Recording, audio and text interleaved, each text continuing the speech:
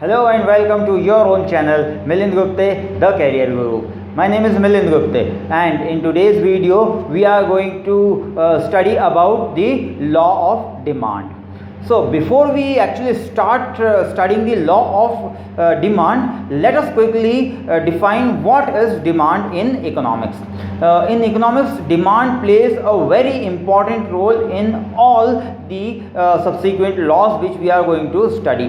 So what is demand? Basically, if you will go by the definition, demand means there are three components of demand. First thing is the desire. Desire means if I want to buy something, I should have the desire. Yes, I want this particular thing, I want this fruit, I want this vehicle, I want this bike, I want this dress. So this is known as desire.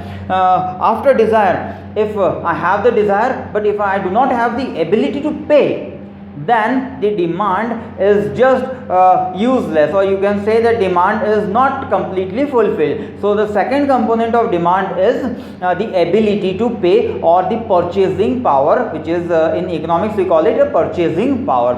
Then the third thing is the willingness to spend, the willingness to buy. If I have the desire to use a particular commodity, I have the purchasing power also, but if I do not have the willingness, I don't want to spend money, then again the demand cannot be completed. So these are the three most important component of demand. First is the desire, second is the purchasing power, and the third is the willingness. Once these three components are met completely, then we can say that demand has been formed. So now when you have understood what is demand and what are the components of demand, it is very easy for you to understand the law of demand. Let us start studying the law of demand. What is law of demand? Well, law of demand states that there is an inverse relationship between the quantity demanded of a commodity and the price of a commodity. The law of demand states that whenever the price of a commodity rises, the quantity demanded of that commodity decreases. We can understand this with the help of a simple graph. I will take this on this x-axis. I am going to take the quantity demanded, and on this y-axis I am taking the price of a commodity. For example, we can take any particular commodity. For example, I am taking mangoes. Earlier the price of mango per kg was say for example 10 rupee. So people were demanding mango hugely, means there were huge demand in the market. Suppose we can say the demand was also 10. So we can join this demand by like this, okay, like this we can join the demand. Now the price of mango has increased to 20. Now the demand has decreased to 8. The price has increased and the demand has decreased. This is the law of demand. Now the price has gone up to 30 and the demand has fallen down to 6. Again we can join this like this. Again the price has increased to 40, demand has fallen to 4. Quickly join this thing.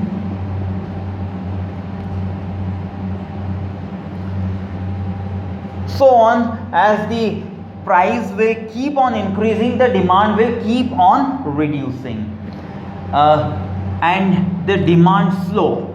See, this is one point and this point will be added, will be joined to this second point. Like this we will continue to draw the demand curve. Now this is known as the demand curve. There are so many students who are always asking me that, sir, what is the reason why demand curve is always drawn like this? So in this video I have tried to explain the reason behind why we are drawing the demand curve like this in a slope form. So this is the demand curve which will be always be drawn in this form. So in all my subsequent videos you will find that I am not going to explain this thing again and again. I will be drawing demand curve just like this. So this is known as the demand curve, and as the price increases the demand will keep on decreasing. That is why we draw the demand like this.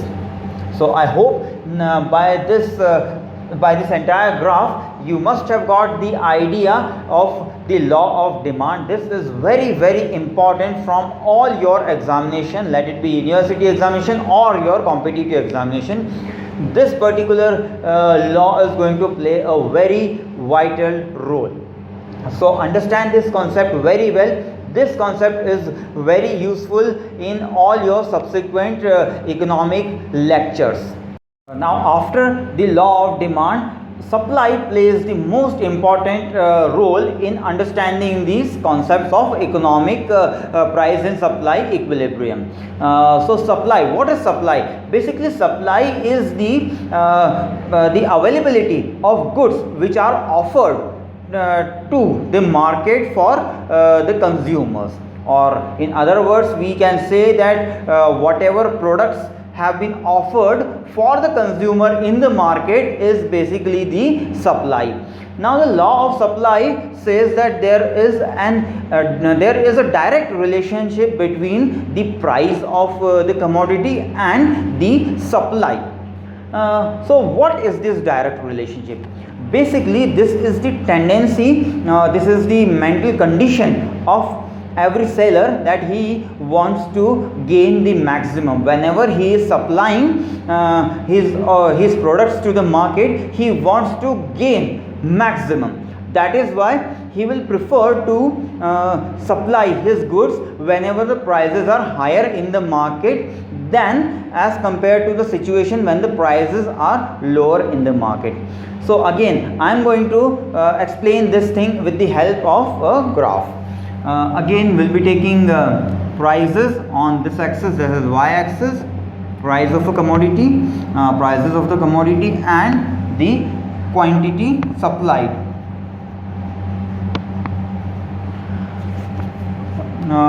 When the price was 10 rupee per kg, there were very few sellers who were supplying their goods in the market. Say there were only one player, or there were only two players. Let's say there were only two players in the market who were supplying the same commodity. Then when the price went up to 20, number of supplier increased, because other producer they also started thinking that yes, the price of this commodity is increasing, so we can also earn profit with the help of our goods. So they also started supplying and the number of supplier went to 4. Now assume another situation in that the price has gone to 30 rupees. Another seller started selling and this time we have more seller. Now we have got 6 sellers. When the price has gone to 40, another seller also joined the market and now the number of seller has gone up to 8. So this is the relationship between price of a commodity and its supply in the market. Now we can say that there is a direct relationship between supply and the price. Higher the price, higher the supply. So this is the law of supply. Earlier we have seen the law of demand, that was the demand curve. Now this is known as the supply curve. The demand and supply are going to play very vital role in deciding the price, that is the price equilibrium.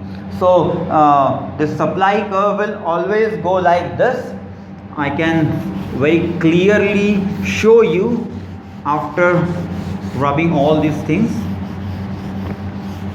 Now you can see that this is the supply curve, and earlier we have drawn a demand curve which was going like this. So I will be drawing that particular curve also, but right now this is the supply curve. So in this video I have tried to explain the demand curve as well as the supply curve. What is the relationship between this demand and supply? There is inverse relationship, inverse and direct relationship. Now what are these inverse and direct relationship? Let us quickly once again explain these things. See, whenever the prices, P for price, whenever the prices are going upside, the demand falls down. This is known as the inverse relationship. See, one is going up and the other is going down. This is known as the inverse relationship. You can find this relationship in the demand and price. Whereas in case of supply, whenever the prices are going up, the supply will also go up, and vice versa. Whenever the prices will go down, the supply will also go down. So this is known as the direct relationship and this is the inverse relationship. So dear students, I have tried to explain the law of demand and the law of supply in detail. So study all these laws very carefully. In my subsequent videos I am going to explain how these law of demand and supply are going to determine the prices in the market. So please like the video, comment on it, and if you are new to our channel, please subscribe to our channel. Thank you very much for watching.